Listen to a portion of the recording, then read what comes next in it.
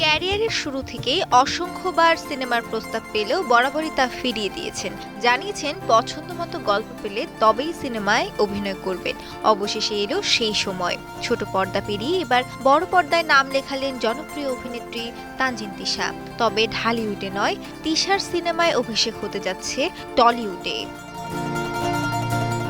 Romantic গল্পের ভালোবাসার মরশুম সিনেমাটি পরিচালনা করতে যাচ্ছেন কলকাতার এম রাজ। সিনেমাটিতে তানজিন তিশার সঙ্গে দেখা যাবে খায়রুল বাশার ও বলিউডের 3 ইডিয়টস অভিনেতা সালমান জোশীকে। এমনটা কালের কণ্ঠকে নিশ্চিত করেছে পরিচালক ও অভিনয় শিল্পীরা।